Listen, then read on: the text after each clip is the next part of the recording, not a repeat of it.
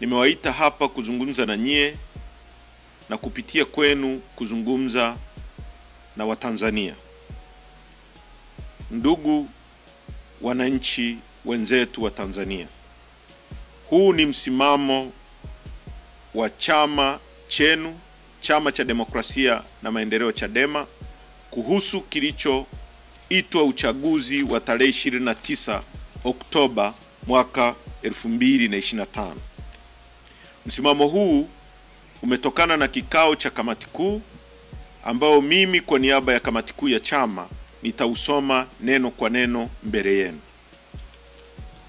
Msimamo wa Chadema kuhusu uchaguzi batili wa tarehe 29 Oktoba mwaka 2025 na kilichojiri baada ya hapo. Namba 1. Uchaguzi wa tarehe 29 Oktoba 2025 ni batili na matokeo yake yote lazima yafutwe. Uchaguzi mzima wa urais, ubunge na udiwani ni batili na hauna uhalali wowote kwa sababu ulifanyika chini ya ukiukwaji mkubwa wa sheria, haki na misingi ya demokrasia.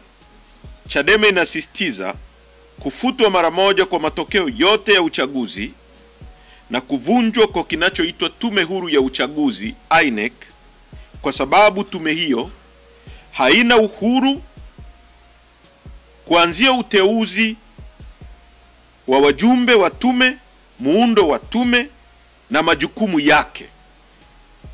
Chombo hicho hakina tena uhalali wowote na hakiaminiki na Watanzania kusimamia uchaguzi huru na wa haki. Na msimamo huu unaungwa mkono na waangalizi wote waliokuwepo kuangalia hicho kinachoitwa uchaguzi. Umoja wa Afrika, Jumuiya ya Umoja wa Afrika imesema kwamba uchaguzi haukuwa huru, haki wala credible. SADC imesema hivyo hivyo, Umoja wa Ulaya na Marekani. Namba 2. Samia Suluhu Hassan ni mtawala asiye halali, kwa mabano illegitimate self-imposed ruler. Samia Suluhu Hassan hakupata ridhaa ya wananchi ambao ndio msingi wa mamlaka yote, na serikali yake ni haramu na dhalimu kwa sababu ni matokeo ya uchaguzi ulionajisika. Uongozi wake unategemea mabavu, ukandamizaji na uhalifu wa kisiasa. Kutokana na uchaguzi batili na mazingira ya utawala wa mabavu, Samia Suluhu Hassan hana uhalali wowote kuendelea kuongoza nchi yetu. Namba 3. Ukandamizaji mkubwa wa kisiasa na uhalifu wa dola kabla, wakati na baada ya tarehe 29 mwezi wa 10 mwaka 2025. Utawala wa CCM chini ya Samia Suluhu ulitekeleza na kuendeleza maovu na udhalimu mkubwa dhidi ya raia, wadai demokrasia na haki za binadamu kwa kufanya mambo yafuatayo. 1.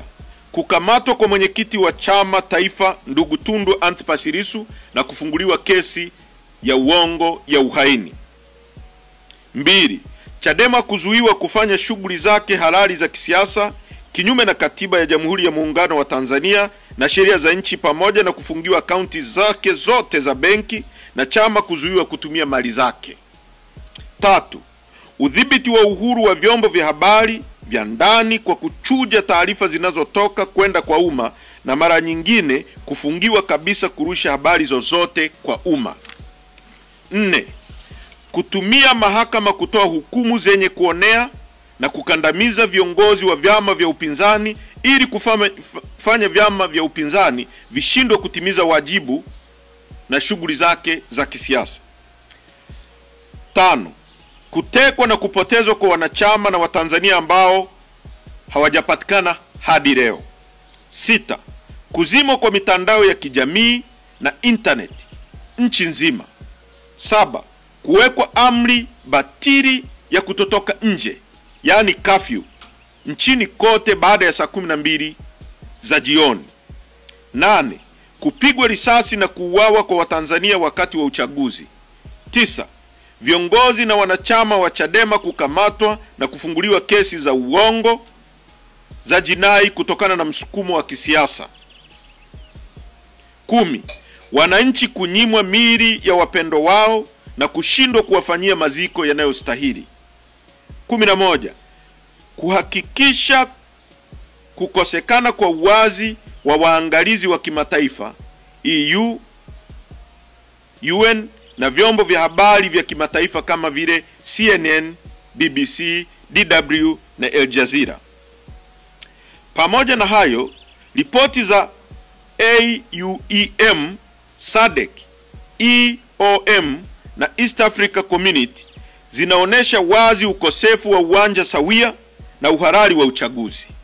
Mambo yote haya yaliainishwa hapo juu yanaimarisha msimamo wa Chadema kuendelea kudai mabadiliko makubwa ya kikatiba, kisheria na kitaasisi ili hatimaye Tanzania iweze kuendesha shughuli zilizo huru, chaguzi zilizo huru, za haki na zinazoaminika mbele ya macho ya Watanzania na jumuiya za kimataifa kwa ujumla. Ili kufanikisha hayo, Chadema tunataka mambo yafuatayo. 1. Mabadiliko makubwa ya kisheria na ya kiuendeshaji ya ofisi ya msajili wa vyama vya siasa. 2. Mabadiliko makubwa kwenye mfumo wa mahakama za Tanzania ili ziweze kutoa haki bila upendeleo. Point namba 4.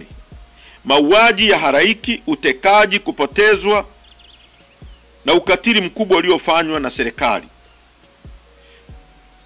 Baada na kabla ya kinachoitwa uchaguzi, Tanzania na dunia kwa ujumla ilishuhudia mambo yafuatayo. 1. Mauaji ya halaiki ya zaidi ya watu 2000 na majeruhi zaidi ya 5000 kwa muda wa wiki moja tu. Kuongezeka kwa wakimbizi wa ndani na nje ya nchi. 3. Utekaji na upotezwaji wa mamia ya raia, abduction and enforced disappearance. 5. Mateso ya kikatili, ubakaji na mauaji ya kinyama yaliyotekelezwa na maafisa wa vyombo vya ulinzi na usalama. 5. Ushiriki wa vyombo vya ulinzi na usalama kufanya matendo ya kihalifu dhidi ya binadamu, ikiwemo mauaji ya raia, uporaji wa mali binafsi za watu na ukamataji holela ulioendana na utesaji. Sasa, Chadema inataka kukomeshwa mara moja kwa operesheni zote za utekaji, mateso, mauaji na upotezaji wa raia. Na Watanzania waliopotea kwa kutekwa waachiwe huru.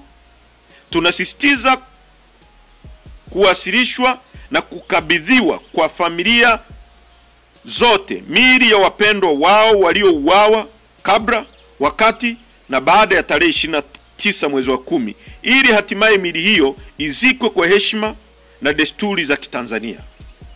Chadema inataka uchunguzi utakaofanywa na tume huru inayoaminika yenye wajumbe wa ndani na nje ya nchi ili kubaini ukweli wa idadi ya mauaji, makaburi ya halaiki na kuwajibishwa kwa wote waliofanya uharamia huu. Point namba 5. Chadema na Watanzania tunataka serikali ya mpito isiyoongozwa na Samia Suluhu Hassan itakaowekwa chini ya usimamizi wa taasisi huru za kimataifa. Kwa kuwa serikali haina uhalali wowote, Chadema inataka kuanzishwa kwa serikali ya mpito ambayo 1. haitaongozwa na Samia Suluhu Hassan wala serikali ya CCM, itakayoaminika na Watanzania na jumuiya za kimataifa. 2. Itasimamiwa na mashirika ya kimataifa yenye kuaminika na yenye uwezo kama vile Umoja wa Mataifa, AU na SADC. 3. Itarejesha utulivu, haki za kisiasa na za kiraia. 4. Itafungua anga ya kisiasa na uhuru wa kujieleza. 5. Itaratibu uchaguzi mpya wa kitaifa kwa uwazi, uadilifu na uangalizi huru wa kimataifa. 6. Itahakikisha kuachiwa huru kwa wafungwa wote wa kisiasa na wote waliofunguliwa kesi za uongo. 7. Itahakikisha kuachiliwa kwa wote waliotekwa nyara na kufichwa katika mahabusu bubu vya siri na wanaopewa mateso yanayoratibiwa na vyombo vya dola. Pointi namba 6. Chadema na Watanzania tunataka uwajibikaji wa wote waliohusika katika mauaji na ukatili, na tunataka mageuzi makubwa ya vyombo vya usalama. Chadema inasisitiza uwajibikaji wa waliopanga, kufadhili, kuagiza, kuratibu na kutekeleza uhalifu. 2. Viongozi wa kisiasa na watumishi wa umma waliotoa amri ya kupigwa risasi kwa Watanzania wenzetu na kuuawa. 3. Maafisa wa juu na chini wa usalama waliohusika moja kwa moja au kwa kufumbia macho matendo ya uvunjifu wa haki za binadamu na mauaji dhidi ya raia. Maafisa wa juu ambao lazima wawajibike au kuwajibishwa ni wakuu wote wa vyombo vya ulinzi na usalama, yani IGP, CDF, DGTs, kamishna mkuu wa uhamiaji, kamishna mkuu wa magereza, mkuu wa operation na mafunzo wa jeshi la polisi. 5. Aliyekuwa waziri wa mawasiliano, habari, teknolojia na wote waliohusika kuzima mitandao ili kuruhusu mauaji ya kinyama ya halaiki kutokea. Sambamba na hilo, Chadema inataka mageuzi makubwa ya kimfumo, kitaasisi ndani ya jeshi la polisi na vyombo vyote vya ulinzi na usalama vya nchi yetu. Hii inajumuisha kuwa na chombo cha kuvimulika vyombo hivi vyote, yani oversight body. Pointi namba 7. Fidia kwa familia zilizopoteza wapendo wao na wananchi waliopoteza viungo vya miili yao. Msimamo wetu mwingine ni kwamba kila familia iliyopoteza mwanafamilia au raia yoyote aliyepoteza viungo lazima alipwe fidia. Fidia hii si malipo ya kawaida, bali ni hatua ya kutambua kwamba dola ilihusika katika mauaji ya raia. Ni sehemu tu ya uwajibikaji na kielelezo cha majuto, na si fidia ya uhai uliopotea, kwa sababu maisha ya binadamu hayana bei. Namba 8. Kuendeleza na kukamilisha mchakato wa katiba mpya. Chadema inatambua kwamba kwa kuwa matukio ya tarehe 29 Oktoba yalitokana na hatua ya dola kupuuzwa kwa muda mrefu madai ya mabadiliko ya katiba pamoja na marekebisho ya sheria na kanuni za uchaguzi, chama kinaendelea kusisitiza ulazima wa kuendelezwa na kukamilishwa kwa mchakato shirikishi wa mabadiliko ya katiba ulioongozwa na tume ya Jaji Joseph Sinde Warioba. Namba 9. Chadema inaiomba jumuiya ya kimataifa kufuatilia matendo ya kihalifu yaliyofanywa na serikali ya Tanzania iliyo haramu na dhalimu kwa kutumia vyombo vya dola, na tunatoa wito kwa jumuiya za kimataifa kuwawekea vikwazo wote waliohusika kupanga, kutekeleza uharamia huu wa uhalifu dhidi ya binadamu kama ifuatavyo. 1. Wahusika wote wa uhalifu dhidi ya binadamu wanapaswa kuwekewa vikwazo vya kutosafiri nje ya nchi, wao na familia zao. 2. Fedha zinazoletwa kwa nchi zisipelekwe kwa serikali, isipokuwa ziende moja kwa moja kwenye asasi za kiraia ili ziweze kutumika kusaidia wananchi kupata huduma ikiwemo madawa na huduma nyingine. 3. Vikwazo kwa kuzuia Tanzania kuuziwa silaha, kwa sababu silaha hizo zinatumika kuua wananchi wasio na silaha wanaodai uwepo wa utawala wa sheria, wananchi wanaotaka utawala unaozingatia misingi ya haki, wananchi wanaotaka uchaguzi huru na haki, na Watanzania wanaopinga vitendo vya Watanzania wenzao kutekwa kupotezwa na kuuawa na vyombo vya dola. Namba 10. Kwa kuwa chama kimezuiliwa kufanya shughuli zake za kisiasa kwa amri iliyotolewa na mahakama yenye lengo la kuingilia uhuru wa kisiasa wa kufanya shughuli kwa mujibu wa katiba ya nchi yetu, na kwa kuwa chama kinatambua kuwa serikali hii ni haramu iliyopatikana kwa gharama ya damu za raia wasio na hatia na haina uhalali mbele ya umma, Chadema inatoa maelekezo kwa viongozi, wanachama, wafuasi na wananchi wote wanaopenda haki kutotoa ushirikiano kwa kiongozi yoyote wa serikali hii haramu. Inaelekeza viongozi na wanachama wake kutojiingiza kwenye vikao na mazungumzo yoyote na viongozi wa serikali hii haramu wanaotumia njia hizo ili kutafuta uhalali wa kisiasa ambao hawana, kwa sababu hawajachaguliwa na hawana ridhaa ya umma. 11. Chadema inaunga mkono madai ya haki ya makundi yote ya Watanzania ambayo yamekuwa yakitolewa kwa njia mbalimbali. Tunaunga mkono vijana wa Tanzania, Gen Z, viongozi wa dini, wanaharakati na makundi yote katika jamii kuwa nchi hii inahitaji katiba mpya ambayo itatoa suluhisho kwenye matatizo ya muda mrefu ya mifumo ya uchaguzi. Nchi hii inahitaji kuwa na uchaguzi huru, wa haki na unaoaminika. Tunapinga vitendo vya kihalifu dhidi ya raia, ikiwemo utekwaji, kukamatwa na kubambikiziwa kesi, uminywaji wa demokrasia na matumizi mabaya ya rasilimali za umma. Watanzania wenzangu, najua yaliyotokea tarehe 29 yamewaumiza sana, yamewanyong'onyeza sana. Nachukua nafasi hii kwa niaba ya chama chetu kuwapa pole, kuwatia moyo na kuwafariji.